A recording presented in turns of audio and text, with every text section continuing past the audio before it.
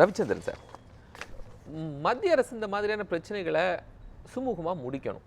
ஆனால் அவங்களே ஒரு குழப்பத்தை ஏற்படுத்துகிற மாதிரி மத்திய அமைச்சருடைய பதில், இதெல்லாம் இன்னும் 2 மாநிலங்களுக்கு இடையில ஒரு பிரச்சனையை உருவாக்குறது மாதிரி தானே இருக்குது. அன்றைக்கி சாயங்காலமே நாராயணன் திருப்பதி அவர்களும் அஸ்வத்தாமன் 2 பேரும் உங்களுக்கு ஒரு கிளாரிஃபிகேஷன் கொடுத்தாங்க. 2018 ஜூலை 27 கொடுக்கப்பட்ட ஒரு கடிதத்தை வச்சு 2018 பிப்ரவரி 16 கொடுத்ததை வச்சு பதில் சொல்லிட்டாங்க.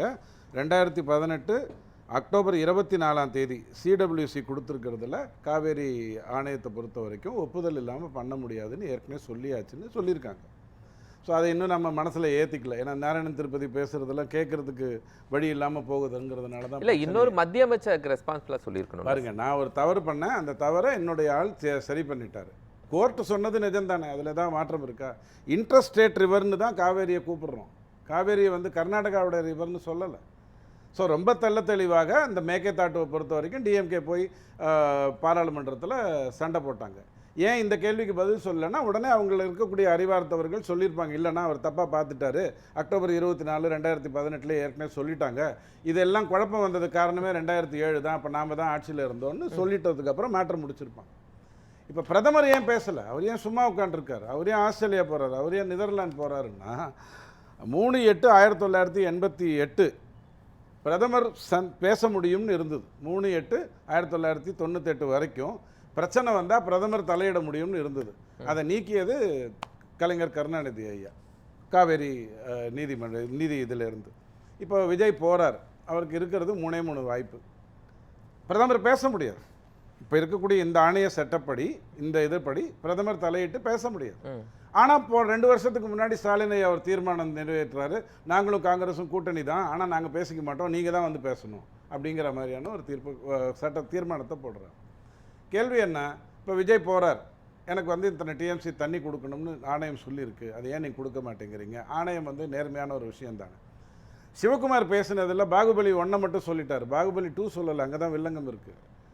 விஜய் வரணும், எங்களுடைய அணைகளை எல்லாம் பார்க்கணும், அங்கே இருக்கக்கூடிய நீர்நிலை எப்படி இருக்குன்னு பார்க்கணும், அந்த வேதனையை புரிஞ்சுக்கிட்டு தண்ணியே வேண்டாமப்பா, நான் வேணா ஒரு 4 டிஎம்சி கொடுக்குறேன்ட்டு கிளம்பி போகணும். அதுதான் சிவகுமார் சொல்லியிருக்கு.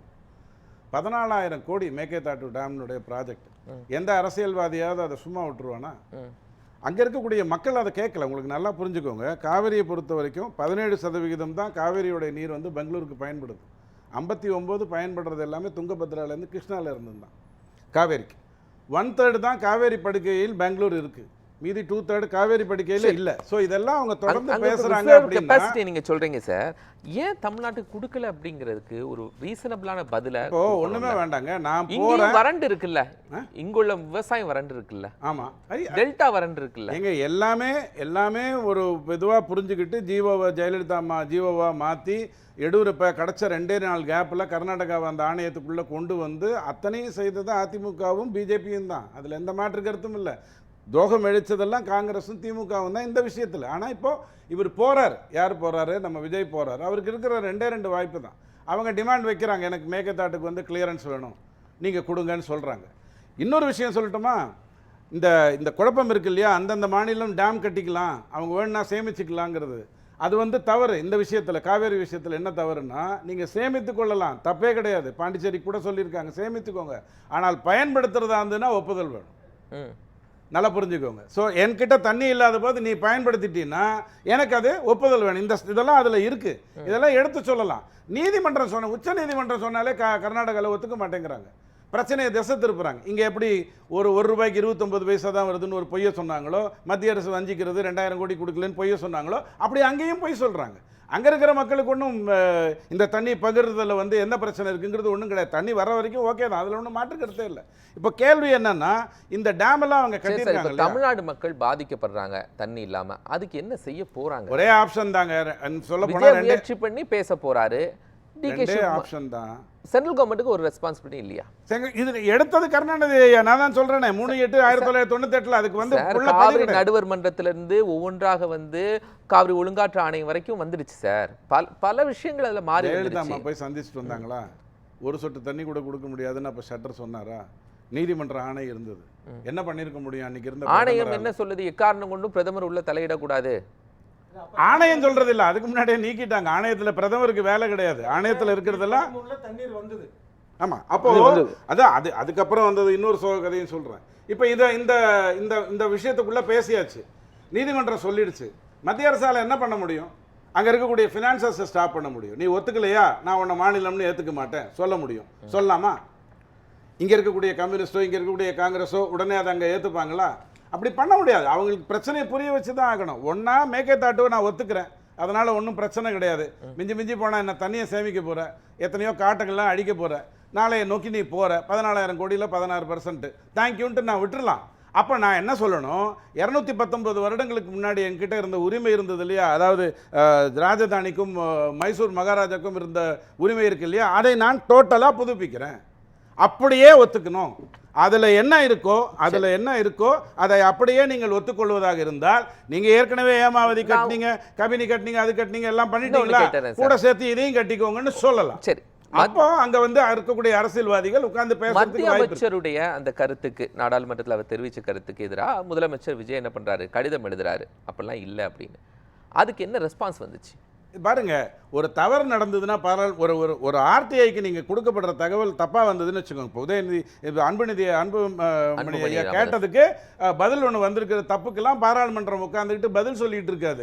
நல்லா புரிஞ்சுக்கோங்க, ஆணையம் தெளிவா இருக்கு. உங்களுக்கு நாராயணன் திருப்பதி ஐயா சொன்னதே அற்புதம், அஸ்வத்தாமன் ஐயா சொன்னதே போறோம். ஒரு ரெஸ்பான்சிபிலிட்டி சார் இருக்கு. ஒரு சிஎம் உடைய கடிதத்துக்கு யார் சார் பதில் சொல்லுங்க? பாருங்க, சிஎம் கடிதத்துக்கு பதில் வரலன்னு எனக்கு உங்களுக்கும் தெரியுமா?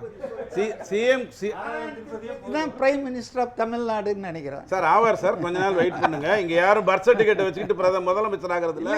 கேவலமான கட்சி இல்ல, பிஜேபில யார் வேணாலும் பிரதமர் ஆகலாம். பிரைம் மினிஸ்டர் அது விட்டுருங்க, அவர் சொல்லிட்டோம். இல்ல, நம்ம ரெஸ்பான்சிபிளான பதிலே யார் சொல்றாங்க? பிஜேபில ஆக முடியும், பர்த் சர்டிபிகேட் வச்சிருக்கிற கட்சியில தான் ஆக முடியாது. அப்பனுக்கு பையன் தான் ஆக முடியும் சார்.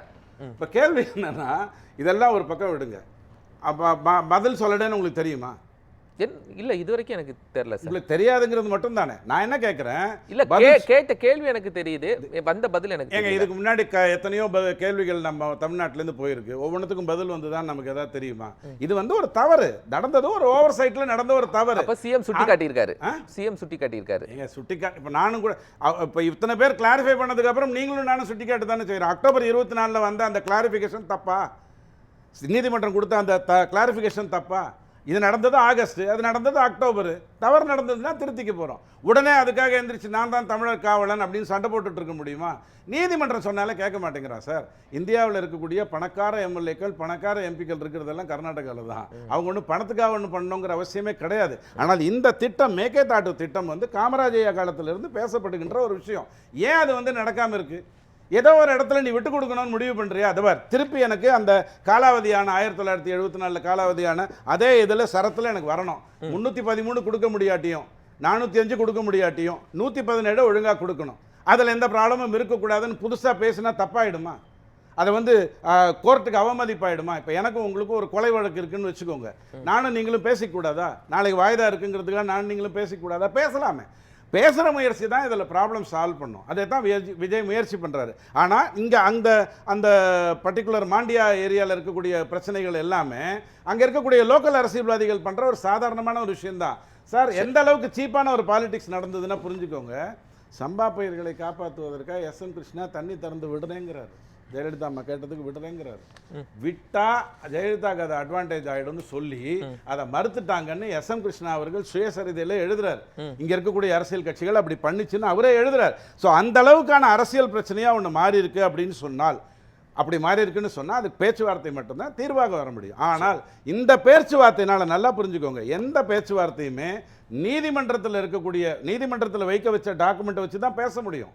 வேற எதுவும் புதுசாக பேச முடியாது. ஸோ நாளைக்கு ஆணையமாகட்டும் அல்லது நீதிமன்றமாக இருக்கட்டும், அங்கே வைத்த டாக்குமெண்ட் வச்சு தான் பேசும். நீங்கள் தான் ஏற்கனவே போய் பேசிக்கிட்டீங்களே, ஒத்துக்கிட்டீங்களாமே அப்படின்லாம் கதை விட முடியாது. அப்போது நம்மளுடைய பேசிக் இதை தவிர இன்னொன்று இருக்குது சார். கோதாவரி திட்டத்தை கொண்டு வரணும். அது ஒரு வழி நேர்மையாக, அதாவது நான் கர்நாடகாவெல்லாம் ஒத்துக்க மாட்டேங்க, நான் நேர்மையாக தான் கேட்குறேன். 313 114 பிரச்சனை போன. இப்போ உங்களுக்கு நல்லா புரிஞ்சுக்கோங்க, ஸ்டாட்டிஸ்டிக்கலாக நீங்கள் புரிஞ்சுக்கோங்க. 81 டிஎம்சி தான் 2023-24 நமக்கு வந்தது. ஆனால் நம்ம அந்த இடத்துல சமாளித்தோம். 305 வரைக்கும் வந்தது 2024-25. எப்போ தெரியுமா வரும்? ஜூலை, ஆகஸ்ட், செப்டம்பர், அக்டோபர் மழை காலத்தில் வரும். நமக்கு மீதி காலத்தில் வராது, வறட்சியில் வராது. ஸோ ஸ்டாட்டிஸ்டிக்ஸை வச்சு பேச முடியாது. ஐயா எனக்கு ஒரு ப்ராப்ளம் இருக்குது, எனக்கு நானும் நீ உட்காந்து பேசிக்கலாம், சால்வ் பண்ணலாம். முடியலையா நீ உன் வேலையை பாரு, நான் என் வேலையை பாருன்னு சொல்லலாம். ஆனால் கடலில் குடிநீராக்கிற திட்டத்தையோ அல்லது இந்த அமராவதி மாதிரியான இந்த நதிநீர் இணைப்பு விஷயமாகவோ அப்படி கொண்டு போனால் தான் சால்வ் பண்ண முடியும். சும்மா எல்லாத்தையும் டெல்லி, தமிழ்நாடுன்னு பொழுது ஓட்டக்கூடாது. நேர்மையாக ஒரு பிரச்சனையை அணுகிறதுக்கான முயற்சி எடுக்கணும். நன்றி. மதி சார், திருமாவளவன் ஐயா கிட்ட பேசலாம். பிரகாஷ் ராஜுக்கு அம்பேத்கர் விருது கொடுத்தேன், நீ கொஞ்சம் எனக்காக பேசி வாங்கி கொடுன்னு சொல்லலாம். வேற எதுவும் பேசி பிரயோஜனம் இல்லை. இந்த ஆட்சிக்கு முதிர்ச்சி இல்லை அப்படின்னு சொல்கிறது 1,70,00,000 வாக்காளர்களை அசிங்கப்படுத்துகிற மாதிரியான ஒரு விஷயம். வெட்டி பேச்சு இல்லாமல் தெள்ள தெளிவாக எதை பேசணுமோ எப்போ பேசணுமோ அப்போ இந்த ஆட்சிக்குள்ளே வந்திருக்காங்க. நீங்கள் இதுக்கு முன்னாடி துரைமுருகன் ஐயாலாம் போய் பேசினதெல்லாம் எல்லாருக்கும் தெரிஞ்ச விஷயந்தான். மணல் திருட்டில் கை வச்சாருன்னு வச்சுக்கோங்க. நீங்கள் சொல்கிற கனிம வள திருட்டு ஒன்று இருக்கு இல்லையா, அதுக்கு அடுத்தது மணல் திருட்டு.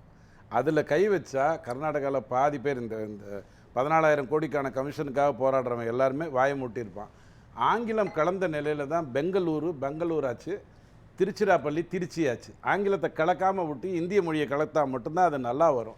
அதிமுக மாதிரி ஒரு 27 நாள் பாராளுமன்றத்தை ஸ்தம்பிக்க வைக்கிற மாதிரி இங்கேருந்து போனவங்க தாய்மொழியாக கொண்டவங்களோ மற்றவங்களோ இந்த 39 எம்பியில் 27-29 எம்பியாவது பார்லிமெண்ட்டை ஸ்தம்பிக்க வச்சாங்க அப்படின்னு சொன்னால் அதற்கு பிரதமர்கிட்ட இருந்து வாய்ப்பு இருக்குது. சட்ட ரீதியாக அங்கே வாய்ப்பே கிடையாது. ஸோ இதெல்லாம் புரிந்து கொள்ளாமல் 9 துரோகத்தை ஒரே முதலமைச்சர் தமிழ்நாட்டில் கடந்த 60 வருடம் செஞ்சுட்டு கிளம்பி போனதை இன்னைக்கு வந்திருக்கிற ஒரு நல்ல முதலமைச்சர் ரீல்ஸ் விடுவார் அப்படின்னு சொல்றது தவறான ஒரு வாதம். நான் சொல்றேன் 9 துரோகம் சொல்லட்டுமா? ஒரு துரோகம் சொல்லட்டுமா? இல்ல எவ்வளவு நல்லது பண்ணி இந்த முதலமைச்சர் ரீல்ஸ் போடுவாருன்னு சொன்னா என்ன அர்த்தம்? 5000 ரூபாய் கொடுத்து தோத்து போயிட்டு டெல்லியா தமிழ்நாடான்னு சொல்லி தோத்து போயிட்டு உண்மையை தான் பேசுறாரா? மேடைகள்ல பேசும்போது எவ்வளவு அவதூறான பேச்சுகள் எவ்வளவு வருது. அதான் நம்ம பேசுறோம். 1 ரூபாய்க்கு 29 பைசான்னு சொன்னது திமுக தானே. சம்பவத்துக்கு அப்புறமா கூட நீங்க என்ன மாதிரியான பேச்ச பேசுறீங்க? உங்களுடைய அமைச்சர் ஒரு ஆளுநர் ஆட்டுக்கு தாடின்னு சொன்னது திமுக தானே. அது சட்ட ரீதியா தப்பாகலையா? இது ஒரு ஆட்சியில போய் பேசுறத பத்தி திமுக சார்ந்தவங்க பேசுறாங்க இருக்குமா அப்படின்றத நம்ம சொல்றோம். அதனால தான் அவர் கொஞ்சம் கலந்து ஆலோசிச்சு போங்க அப்படி கலந்து ஆலோசிக்கிறது. உண்மையிலே ஒண்ணும் இல்லைங்க. அதிகாரிகள் தான் போறாங்க. 53ல 49 கட்சி ஒரே மாதிரி தான் பேசுது. அதெல்லாம் தேவையே இல்லை. ஒன்னும் ரீல்ஸ் விட போறது இல்ல. தெள்ள தெளிவா போய் நல்லா தான் பேசிட்டு வரப்போம்.